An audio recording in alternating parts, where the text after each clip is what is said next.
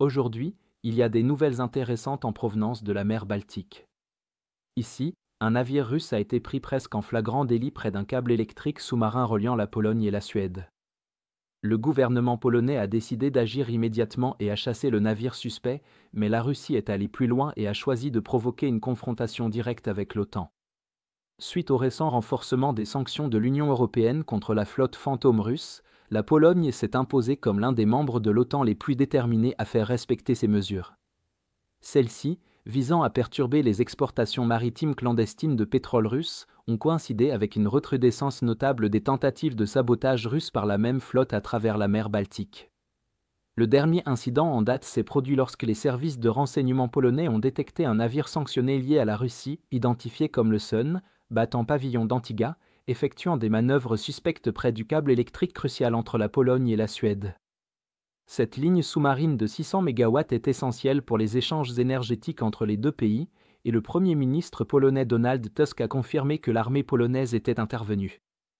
Un vol de patrouille a forcé le navire à changer de cap et le navire de reconnaissance de la marine polonaise, l'ORP Oelius, a été dépêché sur place.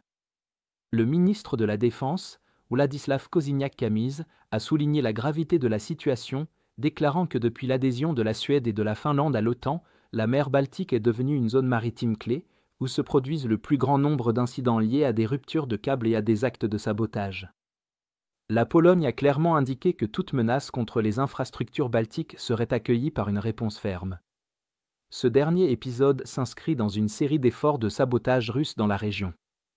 La Russie a été liée à de nombreux incidents de manipulation sous-marine, avec 11 câbles sous-marins connus mis hors service depuis 2023, selon un commandant adjoint de la garde côtière finlandaise.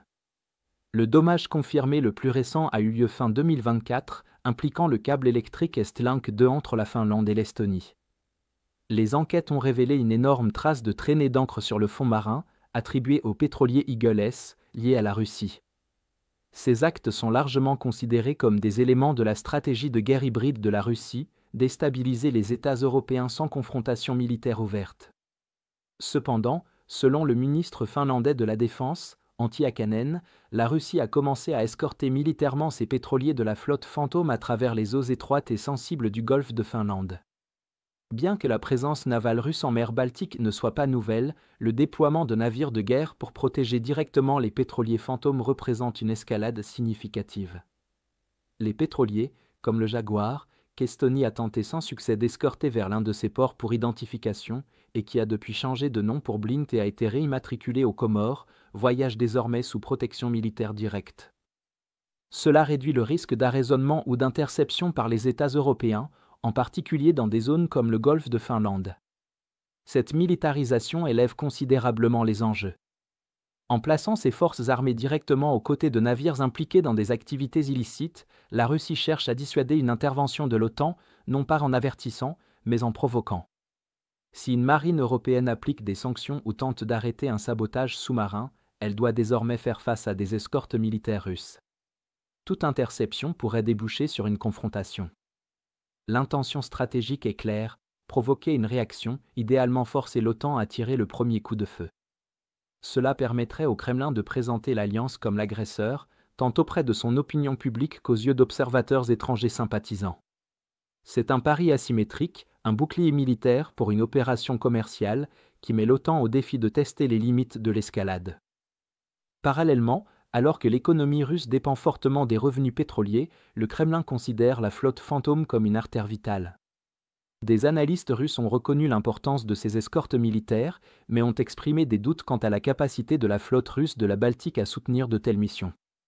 Compte tenu du vieillissement des navires russes et des problèmes persistants dans la construction navale, la flotte de la mer Baltique de l'OTAN surpasse la flotte russe tant en termes de capacité moderne que de tonnage collectif, avec des moyens supérieurs de surveillance, de lutte anti-sous-marine et d'intervention rapide, fournis par plusieurs États membres.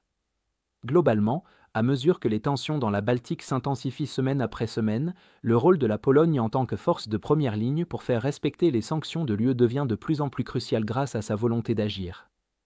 Pendant ce temps, la Russie continue d'utiliser la flotte fantôme pour provoquer, sonder et afficher sa puissance tout en cherchant à imposer le récit selon lequel elle serait assiégée.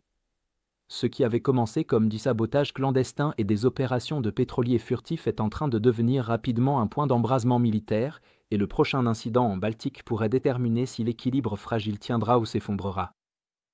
Si vous êtes contre l'invasion de l'Ukraine et que vous souhaitez soutenir le travail que je fais, pensez à vous abonner à notre site d'actualité indépendant. Vous y trouverez nos analyses stratégiques exclusives, des aperçus complets de tous les fronts et des vidéos d'analyse tactique régulières.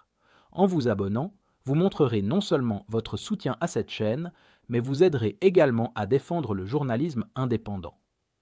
Le lien vers notre site est dans la description. Merci d'avoir regardé ce reportage et je remercie tous ceux qui ont décidé de nous rejoindre.